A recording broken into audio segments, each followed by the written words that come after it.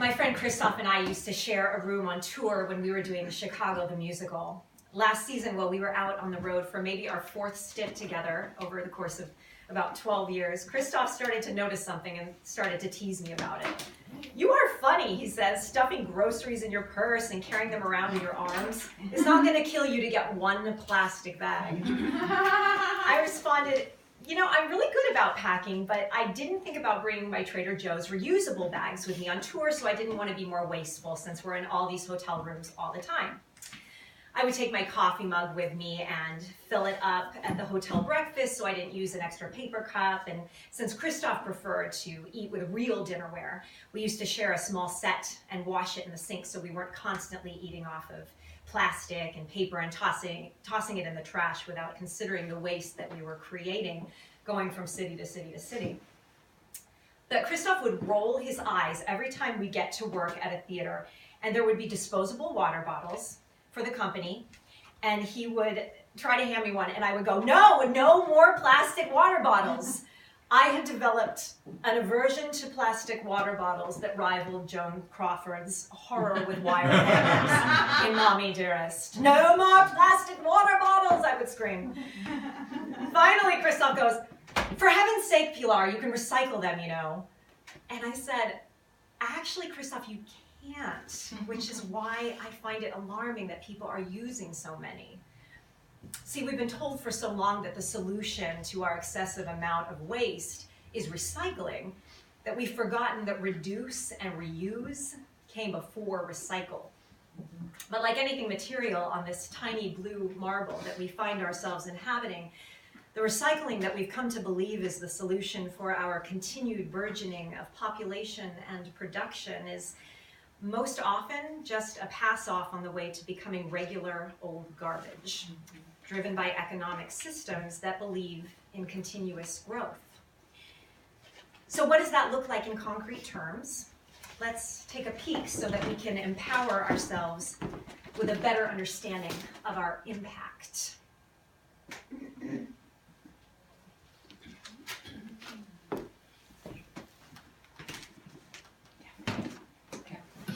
This is a story about a world obsessed with stuff. It's a story about a system in crisis. We're trashing the planet, we're trashing each other, and we're not even having fun. The good thing is that when we start to understand the system, we start to see lots of places to step in and turn these problems into solutions.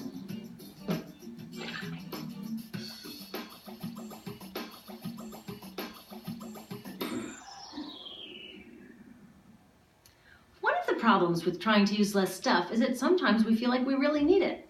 What if you live in a city like, say, Cleveland, and you want a glass of water? Are you going to take your chances and get it from the city tap? Or should you reach for a bottle of water that comes from the pristine rainforest of Fiji? Well, Fiji brand water thought the answer to this question was obvious, so they built a whole ad campaign around it. It turned out to be one of the dumbest moves in advertising history. You see, the city of Cleveland didn't like being the butt of Fiji's jokes, so they did some tests, and guess what? These tests showed a glass of Fiji water is lower quality, it loses taste tests against Cleveland Tap, and costs thousands of times more. This story is typical of what happens when you test bottled water against tap water. Is it cleaner? Sometimes, sometimes not. In many ways, bottled water is less regulated than tap. Is it tastier? In taste tests across the country, people consistently choose tap over bottled water. These bottled water companies say they're just meeting consumer demand. But who would demand a less sustainable, less tasty, way more expensive product, especially when you can get for almost free in your kitchen? Bottled water costs about 2,000 times more than tap water. Can you imagine paying 2,000 times the price of anything else? How about a $10,000 sandwich? Yet people in the US buy more than 500 million bottles of water every week. That is enough to circle the globe more than 5 times. How did this come to be? Well, it all goes back to how our materials economy works, and one of its key drivers, which is known as manufactured demand. If companies want to keep growing, they have to keep selling more and more stuff. In the 1970s, giant soft drink companies got worried as they saw their growth projections starting to level off. There's only so much soda a person can drink. Plus, it wouldn't be long before people began realizing soda is not that healthy and turned back to, gasp, drinking tap water.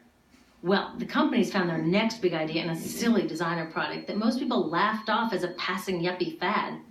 Water is free, people said back then. What will they sell us next? Air? So how do you get people to buy this fringe product? Simple. You manufacture demand. How do you do that? Well, imagine you're in charge of a bottled water company. Since people aren't lining up to trade their hard-earned money for your unnecessary product, you make them feel scared and insecure if they don't have it. And that's exactly what the bottled water industry did. One of their first marketing tactics was to scare people about tap water with ads like Fiji's Cleveland campaign. When we're done, one top water executive said, tap water will be relegated to showers and washing dishes. Next, you hide the reality of your product behind images of pure fantasy. Have you ever noticed how bottled water tries to seduce us with pictures of mountain streams and pristine nature? But guess where a third of all bottled water in the U.S. actually comes from? The tap. Pepsi's Aquafina and Coke's Dasani are two of the many brands that are really filtered tap water. But the pristine nature lie goes much deeper. In a recent full-page ad, Nestle said, bottled water is the most environmentally responsible consumer product in the world. What? They are trashing the environment all along the product's life cycle. Exactly how is that environmentally responsible? The problems start here with extraction and production, where oil is used to make water bottles. Each year, making the plastic water bottles used in the U.S. takes enough oil and energy to fuel 1 million cars. All that energy spent to make the bottle, even more to ship it around the planet, and then we drink it in about 2 minutes? That brings us to the big problem at the other end of the life cycle, disposal. What happens to all these bottles when we're done? 80% end up in landfills, where they will sit for thousands of years, or in incinerators, where they are burned, releasing toxic pollution. The rest gets collected for recycling. I was curious about where the plastic bottles that I put in the recycling bins go.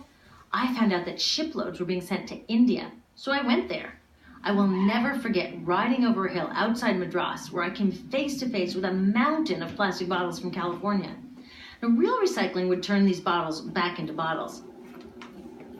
But that wasn't what was happening here.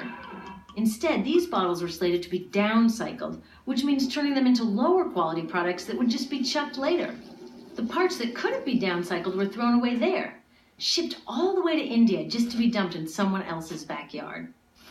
If bottled water companies want to use mountains on their labels, it would be more accurate to show one of these mountains of plastic waste.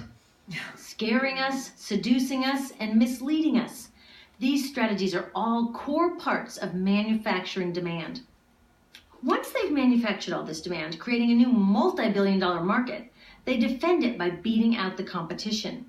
But in this case, the competition is our basic human right to clean, safe drinking water.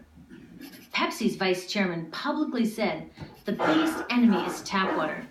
They want us to think it's dirty and bottled water is the best alternative. In many places, public water is polluted, thanks to polluting industries like the plastic bottle industry. And these bottled water guys are all too happy to offer their expensive solutions, which keep us hooked on their products. It is time we took back the tap. That starts with making a personal commitment to not buy or drink bottled water unless the water in your community is truly unhealthy. Yes, it takes a bit of foresight to grab a reusable bottle on the way out, but I think we can handle it. Then take the next step. Join a campaign that's working for real solutions, like demanding investment in clean tap water for all. In the U.S., tap water is underfunded by $24 billion, partly because people believe drinking water only comes from a bottle. Around the world, 1 billion people don't have access to clean water right now. Yet cities all over are spending millions of dollars to deal with all the plastic bottles we throw out. What if that money was spent improving our water systems, or better yet, preventing pollution to begin with? There are many more things we can do to solve this problem. Lobby your city officials to bring back drinking fountains. Work to ban the purchase of bottled water by your school, your organization, or entire city. This is a huge opportunity for millions of people to wake up and protect our wallets, our health, and the planet. The good news is it's already started. Bottled water sales have begun to drop while business is booming for safe, refillable water bottles. Yay! Restaurants are proudly serving tap, and people are choosing to pocket the hundreds or thousands of dollars they would otherwise be wasting on bottled water. Carrying bottled water is on its way to being as cool as smoking while pregnant. We know better now. The bottled water industry is getting worried because the jig is up. We are not buying into their manufactured demand anymore. We will choose our own demands, thank you very much, and we're demanding clean, safe water for all.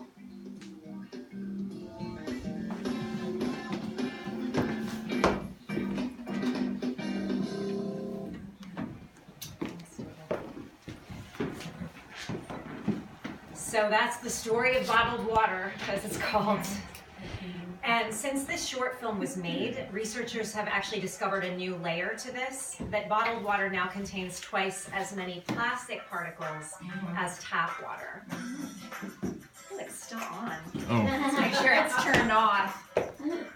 I think just Oh, yeah. I think you have to turn I it. thought it. But I do like that. Yeah.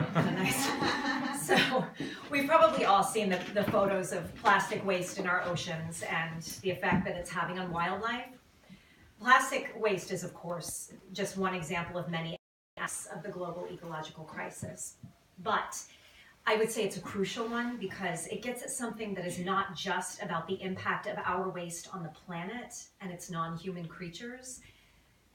When we see that little graphic of the oil pumping out of the earth for the manufacture of plastics, or that bulldozer dumping plastic, literally dumping it in the backyard of a family in India, it connects us to the theological underpinnings that we must grapple with in this crisis. That a convenience for one of us is a calamity for another. That the creation of one small object in our age of technology now has an impact akin to that of what's called the butterfly effect, a theory that uses the example of how one butterfly flapping its wings at a certain place in a certain time can cause a tornado in a distant place weeks later. So what's theological about this? It's scientific, it's dramatic to be sure, but it's ethical in that we now have the capacity to know the effect that we're having. And it's theological in how we respond to it based on our commitment to a divine presence as the source of all being. But the call to building our theology to include ecology hasn't really been very obvious in most of the world's religions. And it requires some close reading and revising of our old constructs. Traditionally, Judaism and Christianity have been about the worst at this. And I blame our first Genesis creation story. Because as you'll remember, there are two, and they vary greatly. What's captured in our imaginations in the first story, which is what I read this morning, is a command that we believe that God has given us, kabosh and radah. The Hebrew word kabosh is commonly translated as to subdue, which it says in our text, or to bring into bondage. And radah is translated to rule over or to dominate.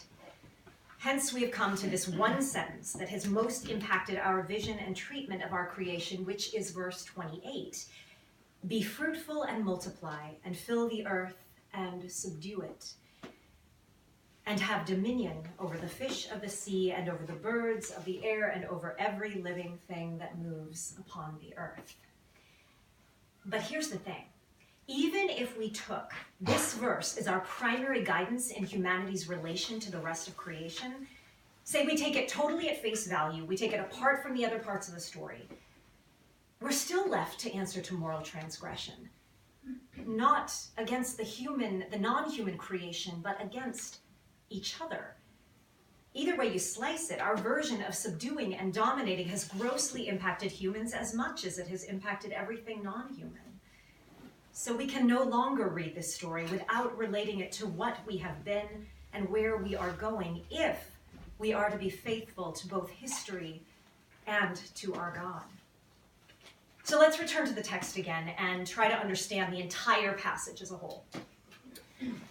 Verse 20 gives us, let the waters bring forth swarms of living creatures, and let birds fly above the earth across the dome of the sky.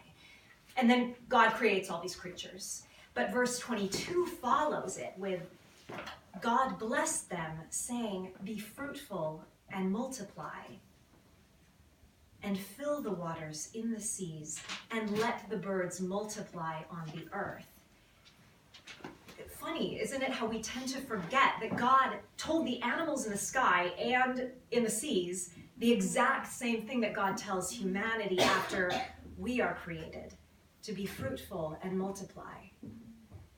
So let's hold this command in our consciousness as we read on to God's creation of us. Then God said, "Let us make humankind in our image according to our likeness. And let them have dominion over the fish of the sea and over the birds of the air and over the cattle and over all the wild animals of the earth and over every creeping thing that creeps upon the earth." Okay, so here's our first command, that humanity's got more control than any other creature. It's as if God has said, here's the creation, and hey, humanity, I'm going to make you upper management of said creation, because the divine council and I cannot take care of everything on our own, so you're going to be responsible to make sure everything's okay on this planet. So God creates humankind in God's image. Male and female, God creates them, as the text says. No Eve out of Adam in this version of the story. And the author then repeats God's refrain to the birds and the sea creatures, but adds one thing. Be fruitful and multiply, and fill the earth, and subdue it, and have dominion over the fish of the sea, and over the birds of the air, and over every living thing that moves upon the earth. It is hard to exegete this sentence in any other way in terms of the meaning of those words kabash and radah. But where our theology has fallen short is that we too often have held this up as singular in our relationship to the earth, a kind of loose sense of stewardship that has adversely affected our lived impact on how we treat the resources and living things with which we share the planet. But rather than understand this verse as a summation of God's intent for our relationship to creation, if we read the entire story itself, it becomes actually really clear that this is just one aspect of a much larger reality that God is bringing forth. Listen to what God says immediately following this sentence. "See, I have given you every plant yielding seed that is upon the face of all the earth, and every tree with seed in its fruit. You shall have them for food." This is to us, the humans. But then God says, "And to every beast of the earth, and to every bird of the air, and to everything that creeps upon the earth, and everything that has the breath of life, I have given every green plant for food." When I read this last week, it was as if I was reading it for the first time. God gives the exact same commandment to us and to the animals, right after telling humanity to subdue and to dominate. So hearing this, we must take into account the gravity of what God charges us with. We may be upper management, but our job has never been to exploit, but to protect the rights of every other living thing upon this earth. Richard Bauckham, who wrote the essay from which we heard our first reading, points this out as a theological motif in Genesis. We come again and again to that refrain, "God saw that it was good," he writes, and continues, "The narrative is telling us every part of God's creation has value in itself for God. So when we get to the creation of humans on the sixth day, and we read God's command to us to have dominion over the creatures, we already know that God is entrusting to our care something of priceless value. Something of priceless value. It's something that we may have intellectualized, but something that we haven't yet fully internalized. And it's a weighty charge, even weightier when we consider the last words of the sixth day, which ended our passage this morning. The author writes, "And it was so. God saw everything that God had made. And indeed, it was very good." We begin and we end with God's creative intent and production of everything as not just good, but very good. With this complete reading, we begin to crack open a more fully integrated understanding that we are a part, though powerful, yes, of a creation that has inherent value in and of itself. We cannot call ourselves people born of a creative force that is good and justify our excessive use of plastics.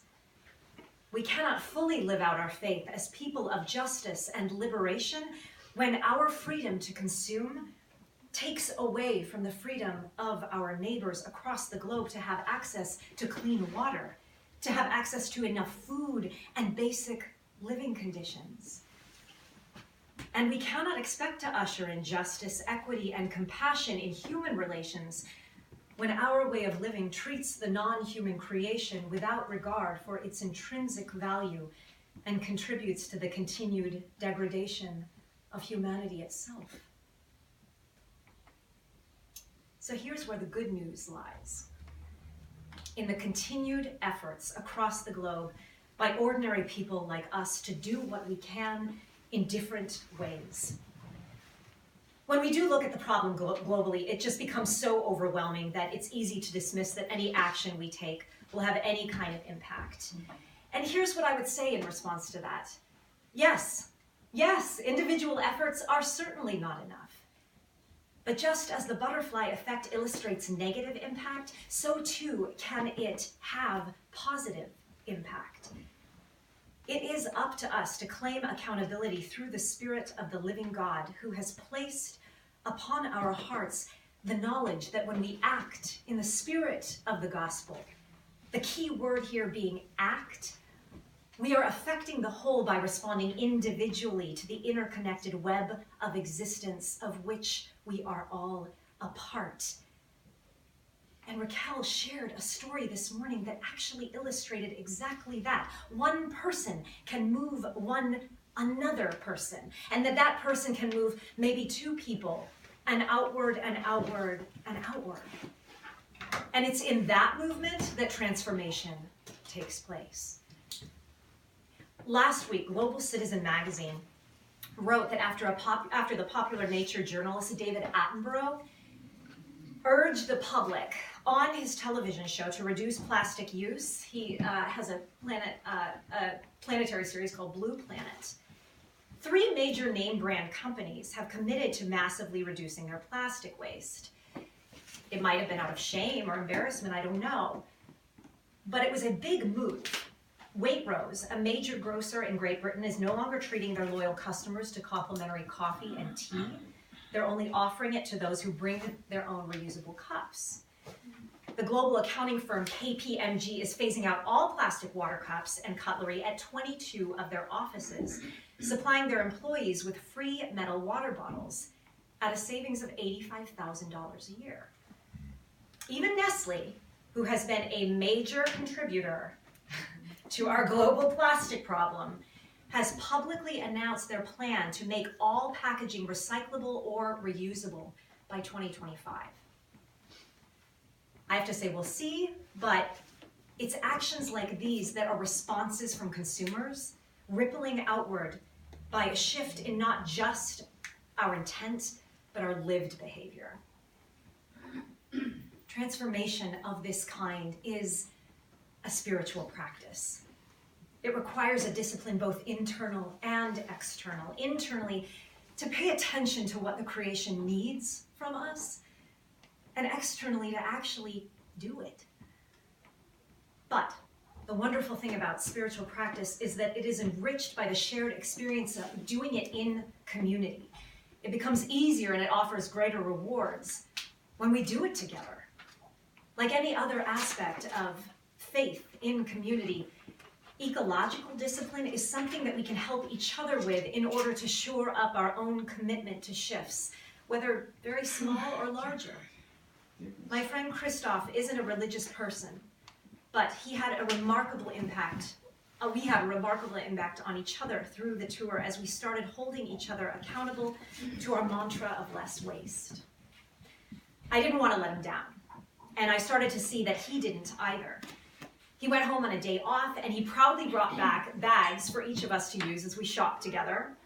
We used as little air conditioning as possible when it started to get warm outside. And he stopped grabbing those Poland Spring bottles at work, I gotta say. He even started to make choices about what he wanted to buy based on packaging at the grocery store, and ate less meat because of the impact of factory farming on climate change. I'm nowhere near where I want to be, but if you'll hold me accountable, I promise to do the same for all of you.